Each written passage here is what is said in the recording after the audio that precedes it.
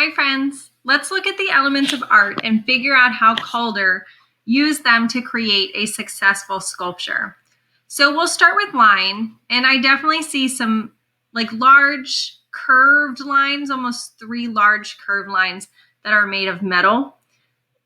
I also see these shorter vertical lines that look like spikes on the top, and then also, at the bottom.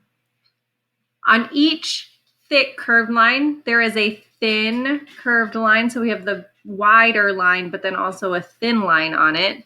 And these lines are creating movement that makes my eye travel up and around the whole sculpture. Okay, shape. The sculpture looks like it's a mix of geometric shapes because we have some that look almost rectangular, like at the feet and at the spikes at the top.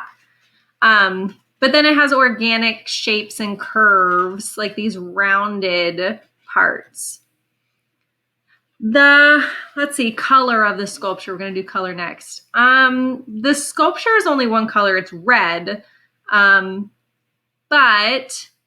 the green of the plants surrounding the sculpture almost become a part of the sculpture too, like the grass and the plants. Clearly, we see it along with the sculpture. And green and red are opposites on the color wheel. So the green background and scenery really makes the red pop. Next, we have value.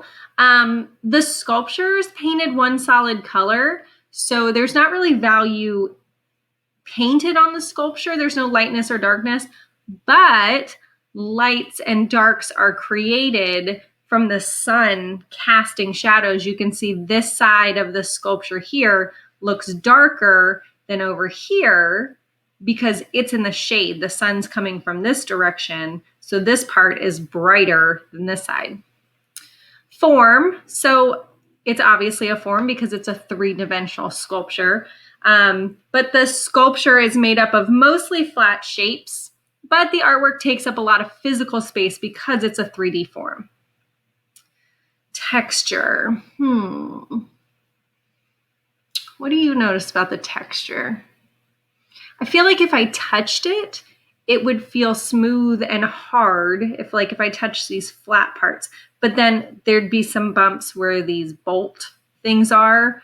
And I mean, some of these edges look like it might be sharp if I touched it, these skinny lines, but mostly it looks like it would be smooth and hard. And then last we have space. I definitely see positive and negative space. The positive space is the sculpture itself, everything that's red, the metal parts that have mass and weight. But the negative space, we can see through it too. So the negative space underneath the sculpture where you can see the background behind it, it almost looks like it's big enough that you can walk right under it. And the sculpture has depth of space, distance, because it exists in a physical space, like it is really there in this location. And I can see that parts overlap each other, like this point here, this spike is in front of this spike. This big curved part is in front of this big curved part here. So it definitely has depth of space too.